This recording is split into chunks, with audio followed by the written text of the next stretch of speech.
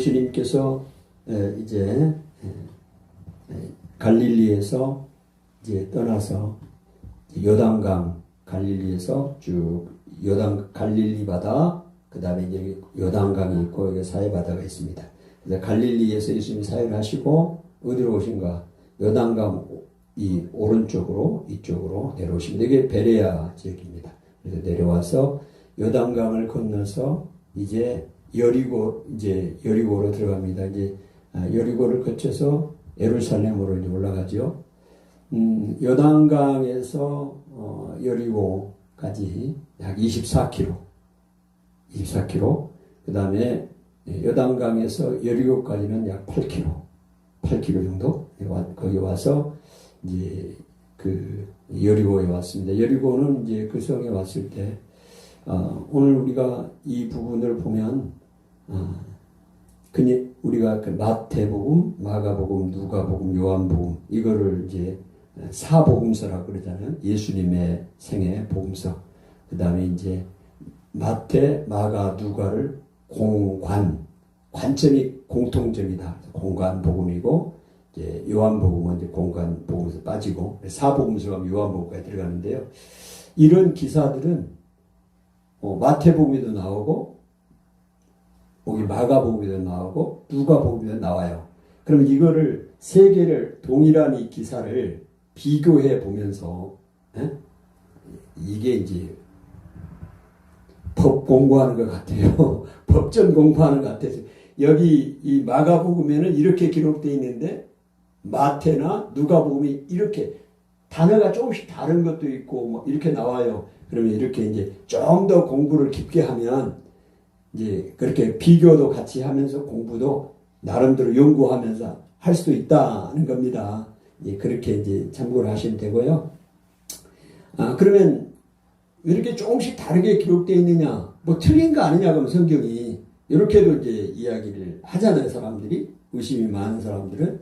근데 이제 관점이 조금씩 다르고 그 사람이 마태복음은 마태가 기록을 했고 마가복음은 누가 기록했어요?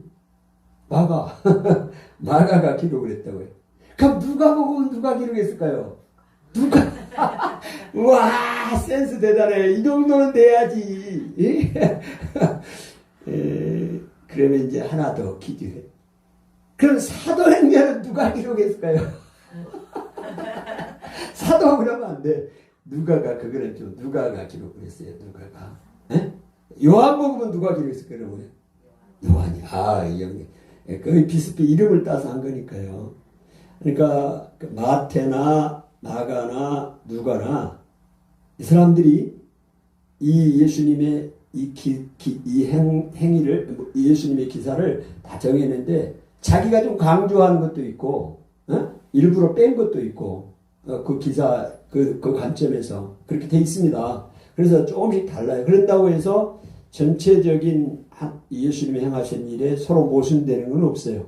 전체적으로 이렇게 이제 돼 있습니다. 그러니까 그 중에 한 해를 든다면 이런 거죠. 오늘 여리고로 예수님이 가셨어요. 여리고에 가서 오늘 맹인, 거지, 소경 거지 바디메오를 만나서 그의 눈을 고쳐주거든요. 근데 여기에 오늘 마가복음에는 여리고를 떠날 때 이렇게 돼 있죠. 여리고를 떠날 때 그렇게 돼 있죠. 여리고를 때. 여리고에 이르렀을 때 이렇게 돼 있죠. 오늘 근데 또 마가복음, 마태복음 이쪽에는 여리고를 떠났을 때 이렇게 돼 있어요. 그럼 이를 때, 떠날 때 이렇게 이제 표현들이 달리다 이 말이죠. 그게 이제 그러면 그 부분 나름대로 또 성경을 해석합니다. 그래서 이제 그런 것까지 다 이야기할 수는 없고 이 시간에 예를 들어서 그런 관점을 가지고 또 공부를 할 수 있다는 것을 말씀을 드리는 거예요. 그래서 오늘 이제 그런 부분들이 있고 그 앞에 예수님은 지금 예루살렘에 이제 올라가시면 십자가의 죽으심을 당하는 고난주간이 해당되는 겁니다. 예수님이 이제 오늘 읽었던 그 말씀 10장 32절에 보면서 예수님의 예루살렘을 올라가는 길에 그들 앞에서 세 번째 예수님의 죽으심에 대해서 이야기를 해요. 이렇게 예수님이 그 전부 사복음서에 4번이나 이야기를 했다고 그랬잖아요. 이렇게 그 예수님이 자신의 죽으심에 대해서 이야기를 한 이유는 제자들이 이거를 이제 이런 일을 당했을 때 당황하지 말고 이제 감당해라 이런 것이죠. 그런데 제자들은 이해를 못해요. 지금까지도 이해를 못해요. 그래서 오늘 등장한 사람이 등장을 합니다. 야고보와 요한이 등장합니다. 두 사람이. 근데 우리 마가복음에는요, 야고보와 요한이라고 나와 있어요. 근데 마태복음이나 누가복음 그쪽에는 어머니가 나와요. 이 사람의 어머니. 그러니까 야고보와 요한의 어머니가 누구냐? 살로메입니다. 살로메. 그런데 여기서 이제 우리가 또 좀 들어가면 조금 연구해 보면 재밌는 얘기가 나옵니다. 그러면 이 살로메가 누구냐? 육신의 어머니, 예수님의 어머니, 그러니까 이모요, 이모. 예수님의 이모. 다 연상을 하죠. 이모 아들들이요. 야고보, 요한이. 그럼 뭐요? 야고보, 요한이 예수님 제자거든요. 그러니까 이모 아들들, 이종 사촌들을 제자로 삼은 거예요. 예수님의 수제자가 아니라 예수님의 제자 세 사람이 누구예요? 베드로, 야고보, 요한이잖아요. 그 야고보, 요한이 형제인데 예수님과의 관계는 이종 사촌이라고.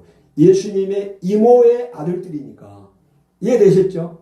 자, 그러니까 이 두 야고보, 요한이 이제 예수님에게 찾아왔고, 또 다른 복음서에서는 예수님의 이모가 이 야고보, 요한의 엄마가 찾아왔다 이렇게 돼 있어요. 그러니까 이것도 선택해서 기록했다고 볼 수 있어요. 엄마를 강조했던 거, 이모를 강조했든지 아니면 야고보, 요한 그 이모의 아들들을 강조했든지 그런 차이로 볼 수 있습니다. 그리고 오늘은 이 마가는 야고보와 요한이 찾아왔다고 이야기를 했잖아요. 와서 무슨 얘기를 했느냐? 여기 우리가 구하는 것을 다 주실 수 있을 줄로 믿습니다. 그랬더니 예수님이 무엇을 구하느냐? 예수님이 알았을까요? 모를까요? 응? 우리가 구하는 것을 다 주신 줄 압니다. 그랬더니 예수님이 다 알았겠죠. 근데도 내가 무엇을 하여 주기를 원하느냐? 이들에게 그렇게 물어요. 그러니까 이거는 그들에게 깨닫게 해주기는 예수님이. 아직까지도 이 제자들이 이 넘버 3에 들어있는 사람들도 예수님의 말을 못 알아듣는다니까. 예수님 지금 나 죽는다. 예루살렘에 가서 십자가에 죽으러 올라간다. 그리고 죽거나 고난한다. 지금 3번째 이야기를 하는데도 이들은 전혀 예수님의 의존을 못해. 아마도 이 사람들은 예수님이 지금 예루살렘에 올라가면 왕이 되고 유대 나라의 이스라엘의 왕이 되고 그때 그 왕권을 이게 회복하러 올라가니까 오른쪽 왼쪽 퍼스트 세컨드 그 자리를 한 자리씩 얻으려는 거 아닙니까? 그래서 한 자리씩 달라는 거 아니에요 지금. 이종 사촌지간이니까 또 그럴 수도 있을지 몰라. 그래서 이모 아들이니까 와가지고 한 자리씩 달라. 그 얘기 아닙니까? 그래서 예수님이 너희들에게 무엇을 해주기를 원하느냐? 그랬더니 오른쪽 왼쪽 앉게 해주세요. 이렇게 된 거 아니에요. 예수님이 그러면서 내가 마실 잔과 세례를 너희가 마실 수 있느냐? 그랬더니 사람들이 마실 수 있습니다. 이렇게 이야기를 했고 예수님께서 너희가 내 잔과 세례를 너희들도 받을 수 있다. 받을 수 있을 것이다. 그러나 좌측에 오른쪽에 앉는 것은 내가 주는 것이 아니고 하나님의 소관이다. 겸손하게 이제 예수님이 하나님의 절대 주권을 의뢰하는 그런 표현을 그렇게 합니다. 아마도 그 야고보 요한은 그 고난과 이 지금 그 잔과 세례가 극심한 고난 이런 것들을 상징하는 거거든요. 그러니까 야고보와 요한도 이 고난 어떻게 생각했을 수 있느냐. 왕이 되려면 이엄과 그 왕이 되는데 왕을 추종하고 따라가려면 그런 이엄도 있을 거 아니에요. 그 정도는 무릅쓰고 갈 수 있다. 이렇게 생각할 수도 있을지 모르겠어요. 근데 예수님이 말씀하신 이 십자가의 죽으심과 같은 그런 고난이 있다는 사실은 이 야고보와 요한들이 이해를 못한 거죠. 그런데 예수님이 가시는 그 메시아의 사역의 길은 세상에서 바라보는 영광을 얻고 성공을 하고 출세를 하고 그런 길이 아니었어요. 어떤 길이냐? 십자가를 지고 자기를 부인하고 죽어야 되는 그 고난의 길이거든요. 예수님이 가는 그 길이. 근데 제자들은 그걸 전혀 이해를 못했어요. 정반대로 이야기하는 오늘 세상의 사람들처럼 성공을 하고 출세를 하고 거기에 눈이 다 초점이 맞춰져 있는 거죠. 그래서 예수님이 그 사실을 이야기를 하고 있습니다. 이야기를 했더니 이제 그 나머지 10명, 12명 중에 이제 2명 야고보 요한 빼고 10명이 화를 냈어요. 누구에게 화를 해? 야고보 요한에게. 아마 야고보 요한이 예수님한테 가가지고 2자리 달라고 이야기를 하면서 제자들을 모함했는지 어떠는지 모르겠지만 화가 나가지고 씩씩 그러는 거죠. 이게 뭐야? 시기 질투입니다. 시기 질투. 세상의 그 명예, 권력, 이거 구하고 있는 거 아닙니까? 자리다툼하고 있는 게 지금 자리다툼. 그래서 화를 내고 있는데 예수님이 그들을 불렀잖아요. 그래서 다 이 제자를 다 불러놓고 이야기를 하는 게 너희 중에 으뜸이 되고자 하는 자는 낮아져야 된다. 섬기는 자가 되어야 된다. 종이 되어야 된다. 그 말씀을 다시 하고 있는 것이죠. 그러니까 우리의 공동체 안에서도 서로 높은 자리를 차지하기 위해서 또 권력을 얻기 위해서 서로 다투고 싸우고 있다면 그 공동체는 아직도 하나님 나라에서 멀어져 있다. 그렇게 생각하면 됩니다. 오늘 세상이 그래요. 어느 교회 또 기독교 모임 단체에서도 이런 일이 일어납니다. 서로 높은 자리에 앉으려고. 그래서 시기하고 질투하고 모함하는 일까지도 일어나. 오늘 예수님의 제자들 야고보, 요한과 나머지 10제자도 동일합니다. 그런 모습들이 있어요. 오늘 우리가 가는 길은 섬기고 낮아지고 또 자기를 부인하고 자기 십자가를 지고 주님을 쫓아가는 길이 예수님을 따라가는 길입니다. 그래서 예수님이 그 이야기를 하고 있어요. 그리고 이제 그러면서 예수님이 여리고에서 맹인 바디메오, 이 디메오의 아들 바디메오라고 그랬어요. 이 디메오의 아들. 이 디메오의 아들이란 말이 바디메오라는 뜻입니다. 왜냐하면 바디메오의 바자 앞자를 떼놓으면 뭐가 나와요? 디메오잖아요. 디메오. 그러면 바가 뭐냐면 바가 아들이라는 뜻이에요. 아들. 그러니까 바디메오 하면은 디메오의 아들이 되잖아요. 예수님이 2번 그냥 강조한 거죠. 지금 마가가 바디메오 한 번만 이야기해도 되는데 디메오의 아들 바디메오 이렇게 이야기를 했죠. 그래서 이제 바디메오가 이 사람을 강조합니다. 예수님이 이제 실제적으로 예수님이 십자가상에서 죽으시기 전에 마가복음에서는 마지막 기사예요. 십자가상 이제 죽으신 다음에는 바로 올라가서 이제 예루살렘에서 한 주간 계시다가 돌아가시잖아요. 그러니까 이제 이 세상에서 많은 지금 기적들을 행했잖아요. 예수님이 마지막으로 행한 기사가 마가복음에서는 오늘 이 바디메오 소경 눈을 뜨게 하는 기사입니다. 그러면서 예수님이 강조하신 게 뭐냐면 여기서 믿음이거든요. 믿음. 그래서 예수님이 이 바디메오의 그 눈을 치료하는 과정 속에서 오늘 우리에게 주시는 여러 메시지 중에 하나가 있다면 오늘 믿음으로 우리가 살아야 된다. 그거를 마지막으로 마지막 기사를 통해서 우리에게 보여주신 것이다. 이렇게 볼 수 있습니다. 10장 우리가 읽었던 50절에 보니까 51절에 예수님이 그를 불렀고요. 그랬더니 맹인이 겉옷을 버리고 50절 뛰어와서 예수님 앞에 맞지 않습니까? 그럴 때 51절에 이렇게 말합니다. 한번 읽어봅시다. 51절 예수께서 말씀하여 이르시되 내게 무엇을 하여 주기를 원하느냐. 맹인이 이르되 선생님이여 보기를 원하나이다. 야, 거기까지요. 자, 맹인이 못 보는 사람이잖아요. 그래서 그때 당시에 이제 거지가 될 수밖에 없어요. 그때 당시에는 다 일을 해야, 이런 육체적인 노동을 해야 먹고 사는 그런 유대 사회예요. 그런데 맹인이 일을 할 수가 없어요. 그래서 그리고 또 그 유대 사회에서는 이 맹인은 그냥 저주받은 그런 사람으로 이렇게 인식을 했기 때문에 거린이 되지 않고는 먹고 살 방법이 없는 거예요.